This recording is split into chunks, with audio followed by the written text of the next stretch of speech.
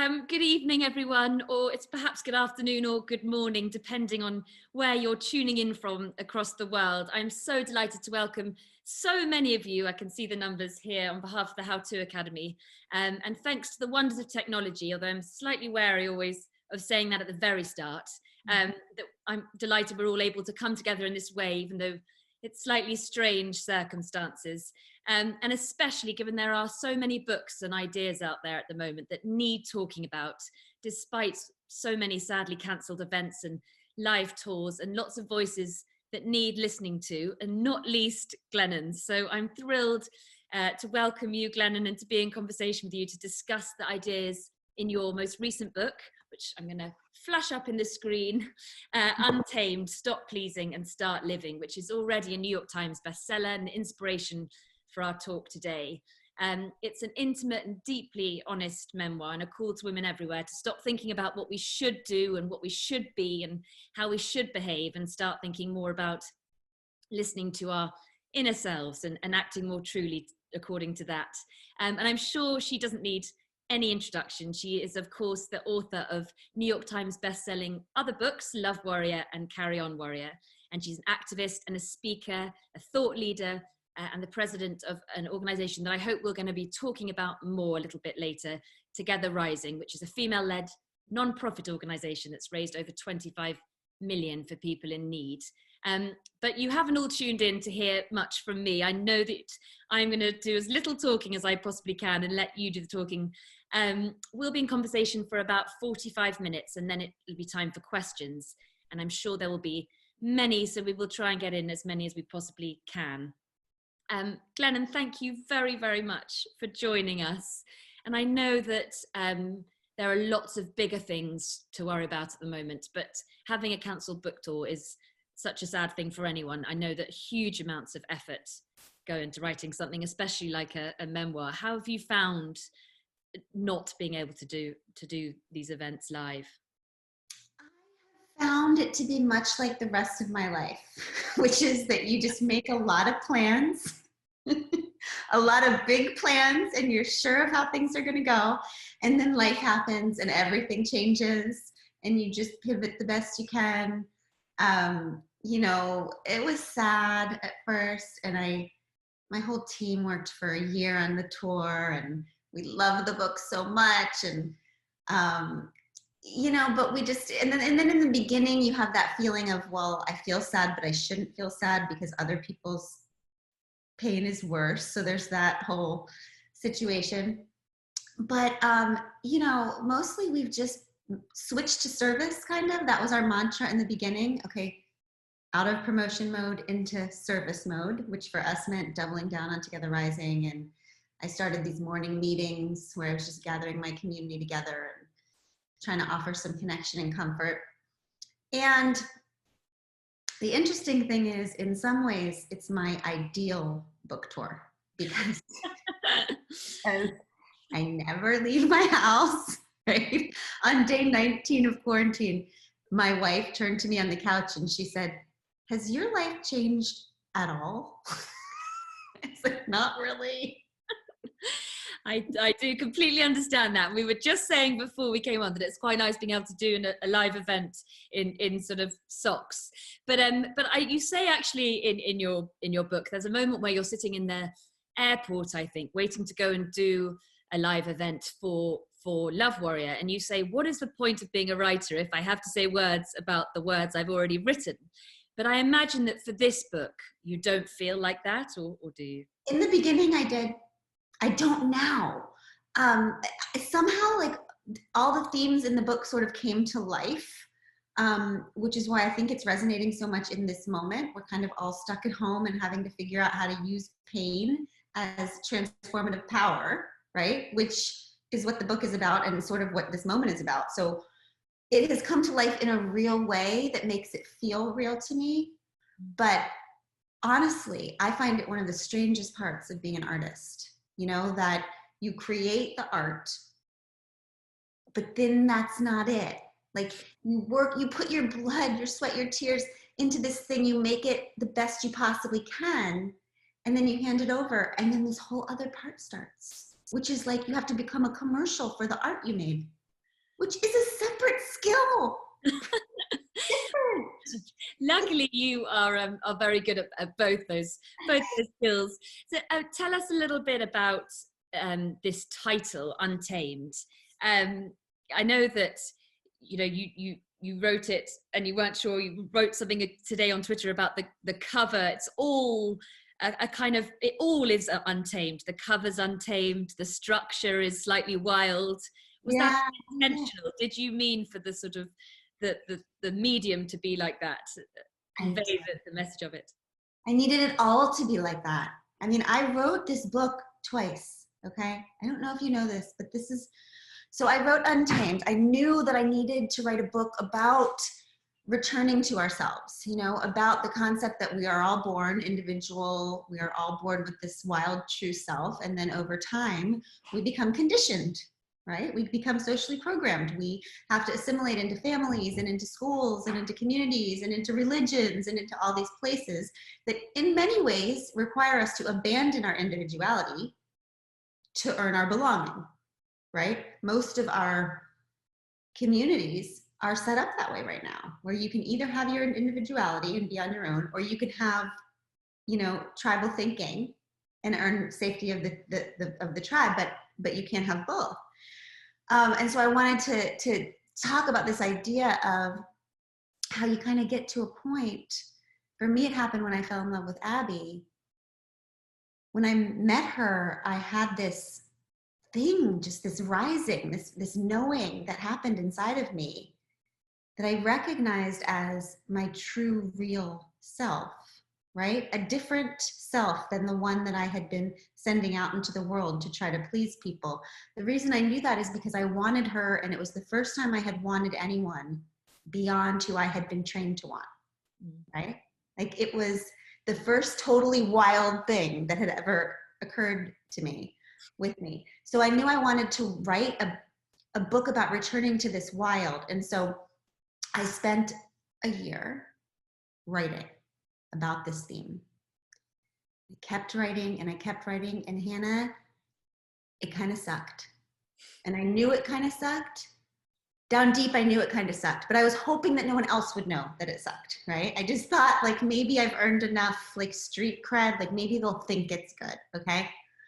And then a dear friend who I know that you know, Liz Gilbert, came to my home for the weekend, and we were just sitting around, and she said, "Read me what you have." And I started reading to her, and Hannah, I'm watching her, and she's laying on my couch, and she's just sinking deeper and deeper into the couch. So I'm thinking, this cannot be a good sign. It's not what you want to see, right? And I stop reading, and she says, "Glennon, when you tell me your stories, I come to life. When you read me your essays, I want to slowly die." So subtle, right? So this is what we figured out together, that I was writing a book about breaking free from existing structures, right? Like gender, like sexuality, like religion, but I was writing it inside of an existing structure, right? I was staying inside of how a book is supposed to be written while I was writing about not acting the way we're supposed to act. So what I figured out is I had to somehow make the format as wild as the message was, like turn the medium into the message. So I needed the medium, I needed the format to be wild, I needed the content to be wild, and I needed the cover to be wild. So the cover was so hard. I mean, it took us 100, 200 covers to finally see it. And this woman, her name is Lynn Buckley, and she had come see me speak somewhere.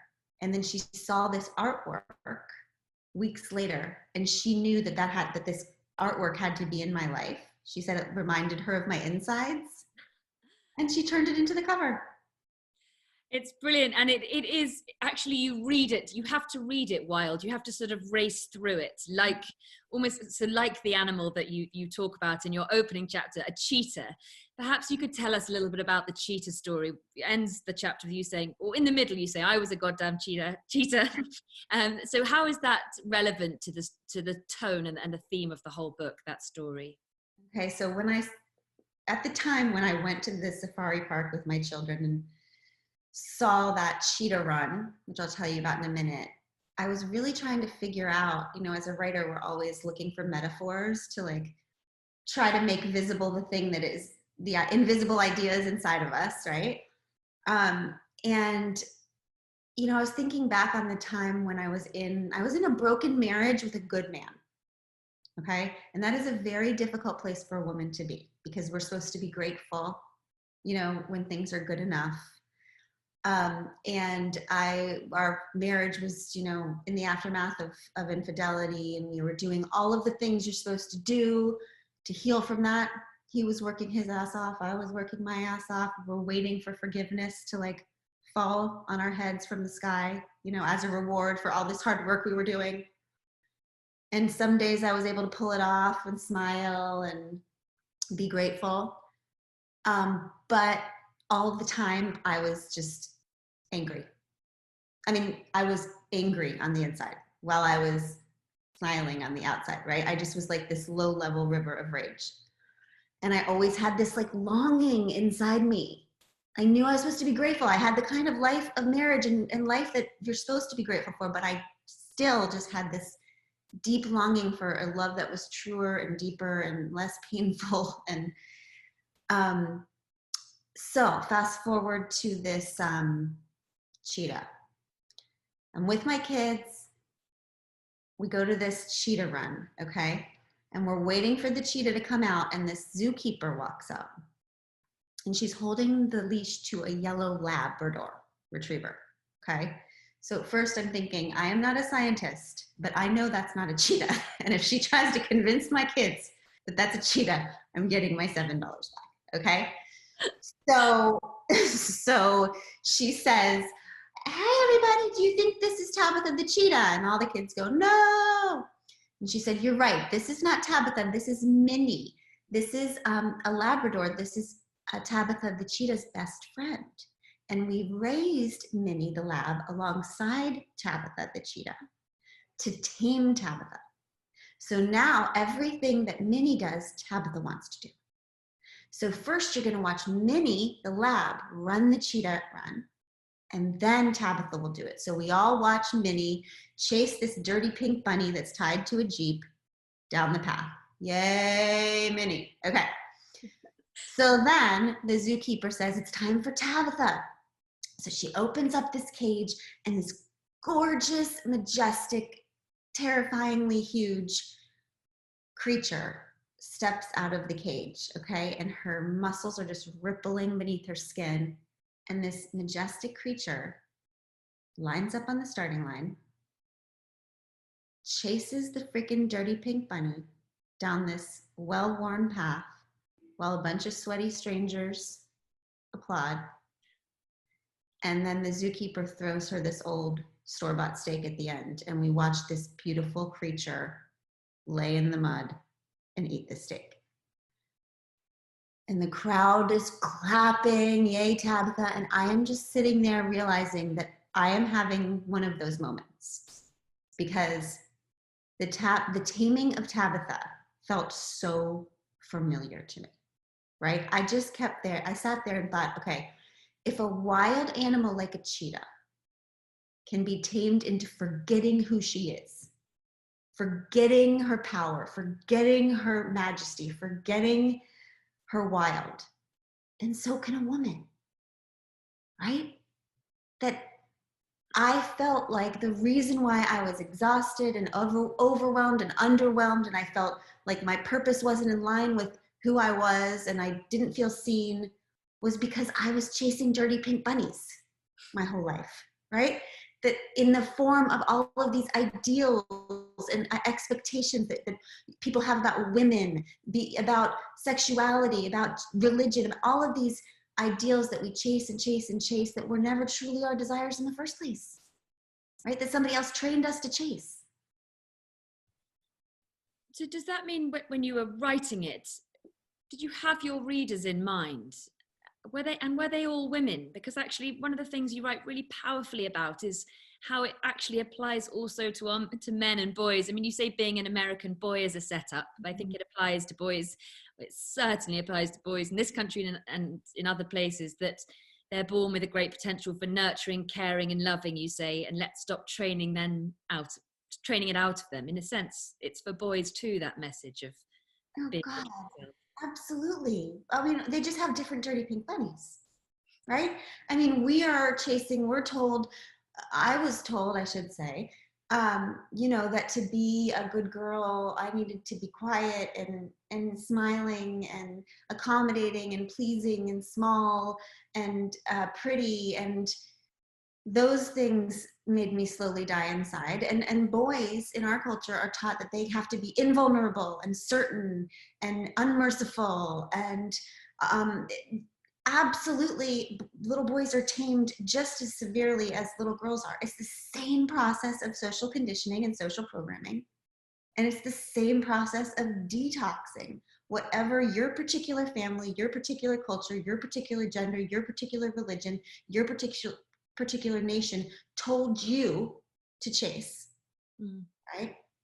And the unlearning of all of that for sure relates to boys just as much as girls. And I'm freshly obsessed with untaming boys, because what I figured out, Hannah, is like, trying to follow the rules of being a good girl while tragically being fully human made me very sick for a long time. So I became bulimic when I was 10 and started abandoning myself and hiding from myself and numbing inside of addiction till I was 25.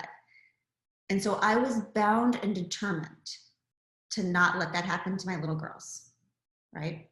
So I was ridiculous, Hannah. Like when I was pregnant with my girls, I would put like earphones on my stomach and play NPR, like badass women. Like they would cry and I would be like, yes, use your voice, be mad. Like somebody would call them bossy and I would say, yes, doesn't she have amazing leadership skills? Like I was rabid, okay? And then one day I started figuring out, oh my God, I have a son too. I have not been doing these things with him. I have not been promising him day and night, you can be vulnerable and you can be merciful and you can be tender and you can cry and you can still be a boy. Right? And truly we can look at our world right now and note without exaggeration that most of our world threatening problems are a direct result of toxic masculinity. Right? Like if we do not teach boys how to communicate better, how to question, how to be curious, how to be empathetic, I think one of the best things we can do to heal our world, and by the way, also protect our girls, is to raise little boys who can experience their full humanity. Yeah, I absolutely. And one of the things that you keep mentioning is being a good woman or a good boy. And actually, I'm living with my family at the moment, and one of the things that we've been discussing, I've disagreed with my mum on a lot of things in your book, and I know that you disagree with your mum, and I've heard other interviews you've done, and people's parents come into it a lot, because that idea of being true to yourself and living with your authentic self, letting your wild self be free, she takes as a sort of quite a selfish attitude, and she says, I need to be there for everyone all the time. I need to sort of bend over backwards to be this person that my children need me to be. And I know that, that's the problem that women have with this idea of untaming themselves. Well, I'm not therefore being selfless by doing. I guess I would just beg people to think harder about what they mean. Okay. So I also would agree with your mother that I want to give my children what they need. We might disagree on what it is our children need. Okay. And let me explain when I realized that in my own life. I almost did abandon myself. I almost did not leave my marriage. I almost did not follow the love of my life into this new world that I'm in, where I feel freer, not perfect, not happy all the time, but freer than I ever have before. But I almost didn't, because I was so tamed to believe that a good mother does not hurt her children. Mm. That a good mother, and it's so interesting the word she used, bend over backwards, contort ourselves, contort, just even the language we use, right? Like, constrict. Yeah. Just it's the language even suggests not being fully human, right? Until one day I was braiding my daughter's hair, and she turned to me and she asked me a question. She said, she said, "Can I do my hair like yours, mommy?" And something about the way she asked it, I had this realization. Every time my daughter looks at me, she's asking a question. Mommy, how does a woman do her hair? Mommy, how does a woman love and be loved? Mommy, how does a woman live? And I realized in that moment, oh, I am staying in this marriage for her. But would I want this marriage for her? And if I wouldn't want this marriage for her, then why am I modeling bad love and calling that good mothering? And that is because I got the same memo that your mom got. Yeah. Which is that a good mother is a martyr, right? That a good mother, in order to honor her children, slowly dies, right? Slowly buries her ambition, her true self, her feelings, her desire, her all of it. And she calls that love. And then you quote Jung, I think, in there, saying there's no greater burden then on a child than the unlived life of a parent. Because think of what it does. When we model martyrdom for our children, we are sentencing them to martyrdom. Okay?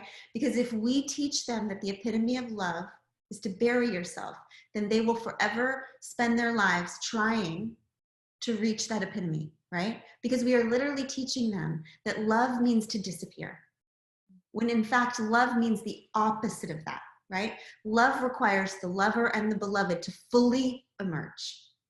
We must teach our children that, right? And so what I would say is, yes, mothers always want their children to have what they need. But what I would argue is that what children need is parents who are giving themselves permission to live fully, because children will only live as fully as we allow ourselves to live.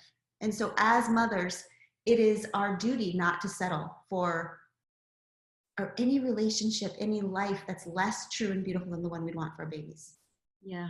And you obviously, the moment that you really had to go through that discovery was when you were telling them that you had decided to divorce Craig and to marry Abby. And when you look back now, do you see, I know you do, but that was the right thing. The impulses that led you there were the true impulses. Yeah, I would say that. And I knew that, by the way, before. I would never have done that if I didn't know. Yeah. If I didn't know in my roots and in my bones and in my whole entire self that doing this was an honoring of myself, was a refusal to abandon myself for one more minute, right? And yes, the doubt in my mind is non-existent that it was the right thing to do. And that doesn't mean that it's not hard. Yeah. Right? I mean, every week I look at my foyer and there's a bunch of little bags and shoes because they have to go from our house to Craig's house. And every time I see it, it breaks my heart, right? It's just like, oh, it's just, there's a sadness in it. And also, I think one of the things we forget is we make a decision and then we feel pain sometimes, or it feels hard, and we second guess our decision. But what I have learned is that sometimes things can be hard and still be exactly right. That is exactly what I wanted to talk about, and it's a huge theme in your book is pain, and how we should feel pain, live with pain, let pain sit with us. And it feels relevant to all of life, but it feels so relevant now. When a lot of people, well, there's a lovely quote, I thought it was so brilliant, and I know it describes well, me and lots of people, but we're like snow globes. We spend all of our time, energy, words, and money creating a flurry, trying not to know, make sure the snow doesn't settle so we never have to face the fiery truth inside us. And your message in the book that seems so relevant now is that those times where you just have to stop that flurry and sit with yourself are perhaps some of the most important times. I know that there's lots of tragedy at the moment, but do you think there's something to be said for this time where we all have more time to do that than perhaps ever before? I do. And I am not one of those people who would ever say, oh, this is great. This is a great opportunity for all of us. Look at the silver lining. Like, no, I run a nonprofit for women and children in need. And I know that the loss right now is staggering and in many ways unprecedented, because we are trying to grieve without being able to get to each other. And that is brand new and paradigm shifting. And it's unbelievable. But what I also notice, I should say, and I also notice, not but, is that there's this double thing going on, which is that all of this pain is going on out there, and we're stuck in our homes, okay?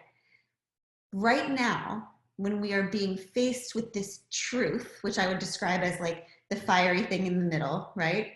That has always been true, by the way, that we are incredibly vulnerable as human beings, that nobody is in control, right? That things can change on a dime, that at the end of the day, all we really have is our health and each other. Always true, by the way, right? But now we're stuck with it in our face, and we're all out of distractions, right? The way we deal with the beauty and terror of being human is that we just keep ourselves busy all the time, right? We just keep that snow globe shaken up with busyness and commitments and, you know, grudges we have against people and like all the things. And now it's like a great settling, right? It's a great settling of the snow. And what I know is that everything beautiful, everything good in my life, every true relationship that I have, my personality, my career, all of it stems from being able to sit with the snow globe when the snow is settled. Because that's what sobriety is, right? Sobriety is, everything comes from my sobriety for me. And sobriety in early recovery is just a forced settling of the snow globe with all your distractions gone, right? And in early sobriety, I learned, I went to one of my first recovery meetings, and I was in so much pain because I hadn't been sober for 15 years. So most of my formative life, okay? And the thing about early sobriety, Hannah, is that by the time you get to early sobriety, you've generally made a mess of your entire life, right? You've ruined everyone's lives around you. So they all are desperate for you to get sober. And so they're promising sobriety to you like it's some kind of nirvana, okay? So you're like, fine, I'll do it, I'll get sober. And then it sucks. It's terrible. Like, all I did was think about, oh, that's right, this is why I got sober in the first place, right? Or started drinking in the first place. So what I did is I went to my 5th sobriety recovery meeting, and I stood up and I said, okay, my name is Glennon and I feel awful. And I'm worried now that this awfulness means that my problem was not the drinking, my problem was beneath the drinking, that my problem is actually me. And that there is some kind of secret to life that everyone else knows that I am missing, right? Because it feels like it's so much harder for me to be human than other people make it look, okay? This woman came up to me after the meeting and she sat down next to me, and I will never forget her face, because she said, honey, I'm going to tell you this thing that someone told me in early sobriety, and that is this. If there's a secret to life, the secret is that the reason it feels hard for you right now is not because you're doing life wrong, but because you're finally doing it right. That feeling all of your feelings is incredibly hard. which is why so few people do it. But the truth is that all feelings are for feeling, even the hard ones. And Hannah, I understand that that might seem simple to you, but I am telling you that it rocked my world. Like, I did not know that. I feel like in our culture, we worship happiness so much. I thought that, you know, I was supposed to feel happy all the time. I didn't know I was supposed to feel everything, right? And so that began, after that meeting began my commitment to feeling it all, regardless of how painful it feels. I thought back then that I could not feel all my feelings. This is what most people secretly believe, I think, which is why the settling is so terrifying, is because I think we secretly believe that if we allow ourselves to feel, we will fall into some kind of black hole from which we will never recover, right? And what I learned is that is not true, that you can actually survive all of it. You can survive deep grief, you can survive anger, you can survive memories, you can survive all of it. And what I learned is that the pain is what makes you grow. Yeah. Right? If we're here to keep becoming, we're just, being human has to be about becoming true and more beautiful versions of ourselves. And the pain is the fuel for that becoming.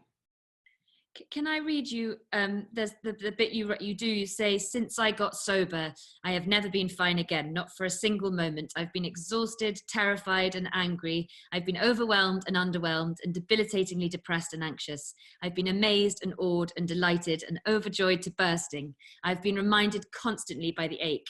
This will pass. Stay close. I have been alive. And it makes me think that we so often say, how are you? You don't ever say, oh, I'm alive. You say, I am fine. And you know, there's something wrong really with fine. We shouldn't be fine. We should be right up or right down, but fine means we're not living truly. Half dead. Yes, I am half dead, which is the goal here, right? It's like, fine is like a straitjacket, right? I mean, what does it even mean? I'm never fine. You know, it's just, fine isn't even the thing to try to be. It shouldn't be a goal. You know, so I don't know. I just realized that I'll take it all, right? I think that addiction is a lot about numbing. Like you feel like, oh, the brutal is too much and I'll just numb it. And what I realized is, no, if you want, I just want it all. I just want to feel the bad and the good. I want to feel the high and the low. I want to feel the joy and the pain. And that's how you feel alive. And you talk a lot about imagination when you're talking about feeling alive. And you say that women, I know that a lot of people write to you, you read a lot of people's messages, and you say that when they write to you in the language that you call indoctrination, this idea of good and should and right, and you say you speak back to them in the language of imagination, and that our minds are excuse makers, and this is your words, not mine. Imaginations are storytellers. So you feel that we should be living more in step with our imaginations and our dreams, really, than running with these sort of the codes of society. And I think it can lead to feeling freedom. I used to think this was a magic trick. Okay, it took me many years to figure out, like, to put any sort of language to understand what was going on. But what I did know is that most people, if you earned their honesty, will tell you that they do have a deep longing inside of them. Okay, that like most people are not just like, yes, this is my life, my relationships, my world, nailing it. Like, this is exactly what I've always dreamed of. Like, most people will admit to some kind of discontent, some kind of longing for something different, just this kind of hunch that, oh, maybe it was supposed to be more beautiful than this, right? But and by the way, I'm not suggesting that everyone has a longing to like leave their husband and marry a female Olympian, okay? Although I highly recommend. Yes. A lot of my friends have a deep longing for a more beautiful relationship with the same person, right? Like, it's often with the same person. But the interesting thing, Hannah, is when somebody admits their deep longing, so yeah, I feel like I was made for a different job, or like, yeah, I just feel like my relationship could be, I would rather this. It will immediately be followed by 10,000 reasons they can't have that thing. Okay. So, and there will always be a lot of language about supposed to. And I would love to do that, but I can't because I'm a mom and I'm supposed to do this. I would love to do that, but a good woman wouldn't do that. But a responsible person, there's all the buts and all the can'ts and all the shoulds and all the goods and bads and rights and wrongs. Okay. Which, by the way, are all man-made, culturally constructed concepts. Like, every group has a different idea of what's right and wrong. Mm-hmm. Okay, so we know those ideas aren't pure, that they're created by a particular culture. So the cool thing is that what I realized is that there is a way to bridge someone from that can't, should, shouldn't, supposed to, right, wrong language, because that's all in your mind. That's all indoctrination, right? That's all in our brain, stuff we've learned, stuff other people have taught us, not what we were born with. There's a way to bridge indoctrination to imagination, and this is what it is. I don't know why this works, but it does. So someone's telling me all the reasons they can't do the thing their longing is leaning them towards. And I say, okay, can you tell me the truest, most beautiful marriage you can imagine? Can you tell me a story about the truest, most beautiful career you can imagine? Can you tell me a story about the truest, most beautiful community you can imagine? And then, Hannah, this magical thing happens, which is you can actually see all the gears of the conditioning and the indoctrination stop. And this thing rises up. This storyteller rises up. It's like everybody knows what inside of them they can imagine as the truest, most beautiful. And you say to them something that it's so important. It seems so simple, but feels genuinely so important, is write these things down. Yeah. Write these dreams down, write them down, get a pen and paper, a notebook, a bullet journal, but it does make a difference to you. I think you said the people who build their truest, most beautiful lives usually write them down. Yeah, because it's like, I've started to think about it like an architect, like you really are planning something beautiful, and no architect or fashion designer or anyone, you don't go from the dream to the reality. There's a step in between, right? There's the dream, then there's the drawing, then there's the reality. It's like the true and beautiful has to come to life one dimension at a time, right? And I also think that each of those things is like one step closer. It's like you have the knowing, you have the longing, you have the whatever you want to call it, the imagination. But it's terrifying to admit it's there, because once you admit it's there, then you might have to do something about it. And the doing always requires some kind of massive disturbing of the universe, right? Even when it's admitting that you can imagine a truer and more beautiful relationship than you're in, then you have to say that to the other person. Like, oh my God, it's just like, causing women especially are so much. We are so good at deciding that it is better to cause inner conflict than to cause outer conflict, right? It's like we have decided that it costs too much to say the thing or to do the thing, because that rocks the boat out there. So we don't want to pay that price. But I think what we forget is that when we don't do the thing, when we swallow the thing, when we pretend it doesn't exist, there's also a price to pay, which is that we slowly die inside, right? Yeah. The importance that you talk about later, right, asking the awkward question. Mm-hmm. Always sort of essentially, the elephant in the room. It's so important that we bring these things up. But one of the other things that you mentioned, that we're somehow conditioned to try and be, I think women in particular, perfectionists. And you talked about Elizabeth Gilbert at the beginning, and actually we're very lucky to have an event with her a year or so ago, and she called perfectionism, I think she said it was fear dressed up in heels and a mink coat. And it really resonated with people, but it feels like you and Liz and lots of other people are keen to make this idea of perfectionism outdated, because we strive for it, but we shouldn't. Yeah, I don't even know what it means anymore. Like, I really don't. I have a hard time even discussing the concept because I have lost any belief in the idea of what that perfect is. I think perfect might just be a perpetual procrastination, right? Like whatever the fear is that keeps us from showing up in the world. And I mean, maybe that's because I'm an artist and I believe that art in its deepest, truest self has nothing to do with showing off and has everything to do with showing ourselves, right? So I'm not interested in perfect art. I'm interested in messy, wild art that makes me feel seen as a human being. One of the sort of problems with perfectionism that you write about is perhaps a type of perfectionism, which is body image and sort of trying to please. And you said, that you still have those biases now kind of instilled in you. You have for decades, and that struggle to sort of love your body. And 50% of your thoughts are about that. You say, and I'm sure you speak for so many people. And I just wondered what your advice is to try and shake that, to try and to free yourself from those kind of constricting thoughts. Okay, well, you have asked the wrong person about that one. Let me start with that. Here's what I can tell you how I think about it, how I started thinking about it this day. So when I think that most of my issues, and maybe this is what I would call, what you're calling perfectionism, I would call control. So maybe that's the same thing.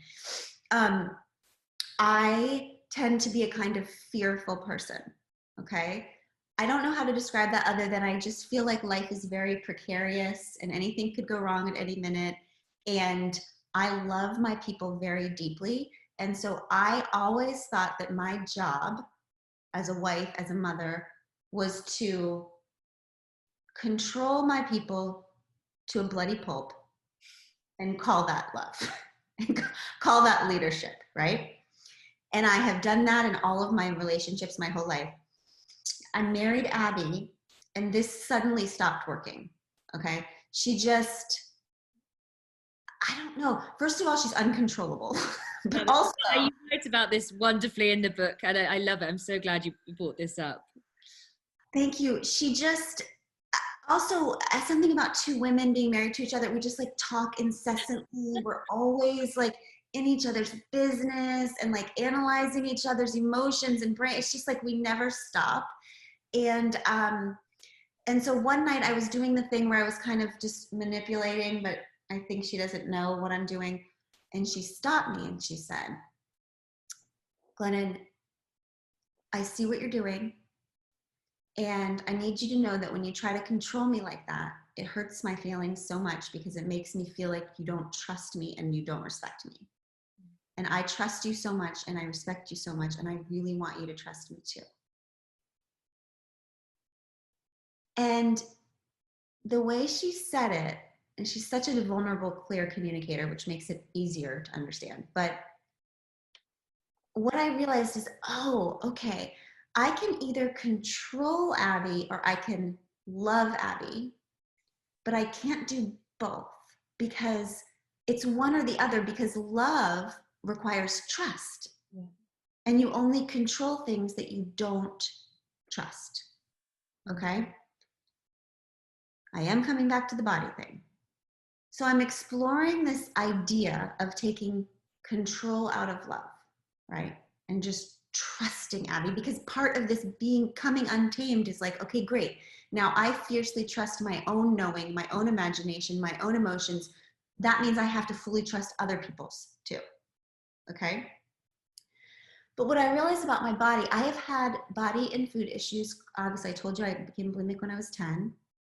I have spent my entire life trying to free myself from these messages that I learned so early that it is my job as a girl and a woman to stay small, okay?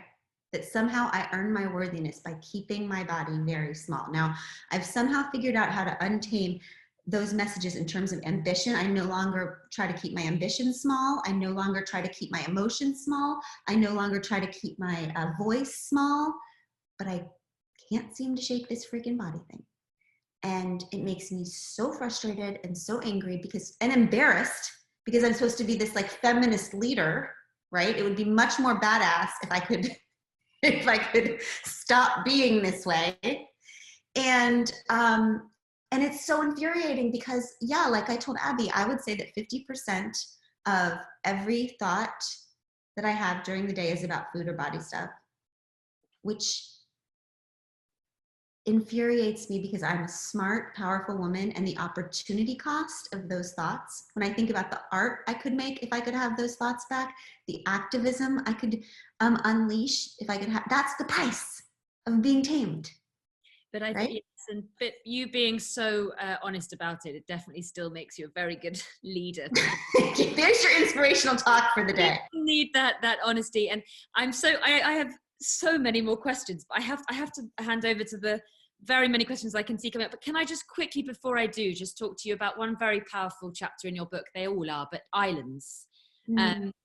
And we've spoken about you deciding to tell your children and make those decisions when you decided to marry Abby. But the thing that felt to me like almost the biggest moment, and you said it, for the first time in your life, you decided to trust yourself, even though that was moving away from what your parents, the direction of your parents. And, you describe this idea of you and your family being on an island. Can you tell us a little bit about that metaphor? You do use a lot of wonderful metaphors. I think you said you had to take quite a few metaphors out, but thank goodness this one stayed in. Yeah, my poor children. They're like, Mom, it's just a water bottle. Mom, it's just a wall. Like, everyone in my life is so over metaphors, and I will never stop. It's the only way I can understand anything. So since I wrote that chapter, I think that you can think you're really untamed until you have to talk to your parents, right? Like, I know some of the fiercest activists. They are on podiums, they are speaking at marches, they are preaching equality and justice and freedom from the rooftops, and then they come home and cry because they don't feel free with their parents. Like, there's something about the parent-child thing, that whether or not your parents even in your life, whether or not your parents even alive still, it's just trying to separate from the idea that a good person lives to make their parents happy, right? Or lives in line with their parents' values, or lives to get the approval of your parents. So I actually am very close with my mother. She's one of my best friends in the whole world. We're actually just incredibly codependent. Okay, we talk like 7 times a day. And the moment that I had to tell her that I was divorcing Craig and in love with Abby was harder than any of the other moments. Going public, seeing my name in takedown pieces all over the country, being excommunicated from religious denominations, like none of that was as hard as telling my mom, right? And she was very afraid. Okay, she was terrified of what the world would say. She was terrified of how the world would treat our children. She was terrified that this new family we were creating was just going to be rejected, right? And so because of that, every time I spoke to her, her fear would come through, just like the anxiety and all of her questions. And I found myself getting very defensive and justifying myself and explaining myself. And that is always a red flag that you're starting to abandon yourself, right? When you find yourself explaining and justifying, right? Because especially when you're a grown-ass woman who can do what she wants, right? If you're justifying, you're on your way to abandonment. Yeah. And I heard my mom say, okay, we're going to come visit you next week, your dad and I. And I said, no, you can't come. I said, Mom, you are afraid, and our children are not afraid. We taught them that love is love, and that it's best to be yourself and let the world catch up.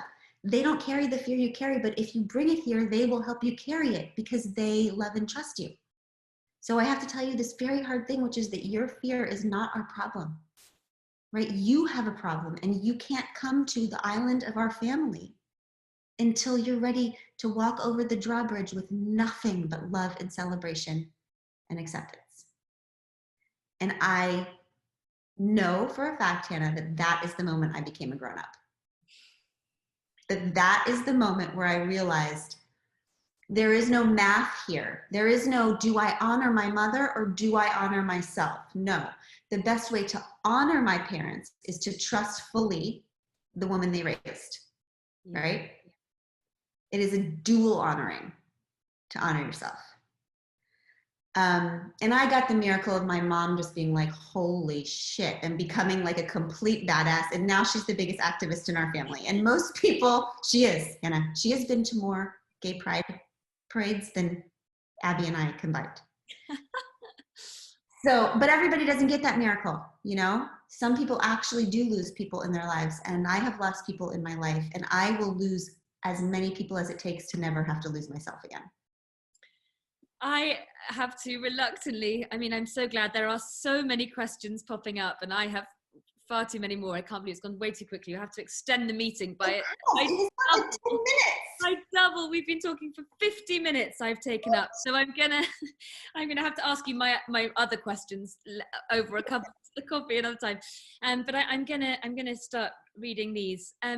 Someone asks you, what was the hardest thing for you to write about in the book? Oh God, that's good. It was hard for me to write about my mom. It was hard for me to write about, there's a little part in the chapter about, that's called Racists, about my dad not kind of showing up the way that I needed him to show up when I was really sick with an eating disorder. And we still haven't talked about it in person. Like he read it, and we still, wow. We can't, I learned from my parents that there are things that you can write about that you can't speak about. Yeah. And I know that he honors my choice to write about that because it was important, but we haven't been able to speak about it yet. I hope we will. And that's a very important chapter that we haven't discussed, but everyone will be reading the book, so they will see it. And this is interesting because, again, you write a lot in the book, I think, about the intrusion of people calling your phone, and generally, you said before, you're so happy to be staying at home. There's one point, I think, where Abby says, does that mean we can go to parties? No. Someone says they worry about their daughter being socially anxious, and they're worrying about how they support her to be herself while ensuring she isn't rude, and they find the balance hard. Oh God, that's so hard.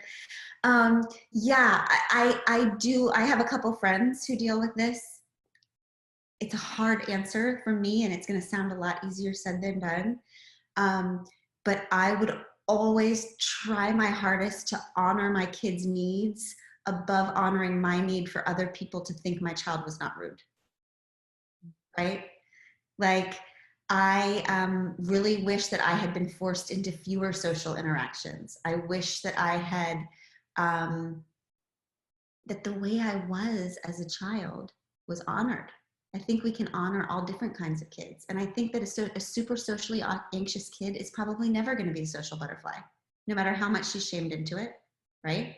She might end up being a 44-year-old New York Times bestseller who has a couple friends and is doing just fine, thank you. There's so many brilliant questions. Your questions are brilliant, everyone. Someone says, one of my favorite quotes from you is that you only respect women who are angry. Can you talk a bit more about channeling anger into positive action? Yeah, I mean, Hannah, this is like this recurring thing that would happen over and over again at my speaking events. Somebody would always stand up and say, Glennon, I'm just struggling so much with anger. Like, what's wrong with me? There's nothing I can do about it. And I would be like, oh my God. Yes, like the two kinds of women I respect. Two kinds. Women who are angry and women who are in a coma. That's it. And if you are in a coma, when you wake up, I'm going to send you some links and you are not going to believe the shit we have going on down here, right? Like, it is, and this is so obvious. Like, the reason we struggle with anger or we try to manage our anger is because we have been taught over and over again that we shouldn't feel angry. Okay? So the minute that a woman starts to feel angry, she assumes that there's something wrong with her instead of assuming that just means there's something wrong. out there, right? That there's something wrong in her relationship, in her home, in her community, in her nation, in her world, that she might be able to be a part of helping change. And that is because it is very important for power structures to make sure that every marginalized group feels ashamed of their anger, right? Because angry people tend to demand change. So I feel quite angry a lot of the time. And I have decided to consider that my signal that there's something that needs to get done, right? There's some kind of change. I love angry women. Some of the biggest nothing has ever gotten done for good in this earth that didn't start with a bunch of pissed off women, right? We have to start respecting it and channeling it. And I don't mean the kind of anger that sits inside of you and makes you snark and be bitter and slowly die. I mean the kind of anger that brings you to life, brings you to your purpose, and brings you to your people.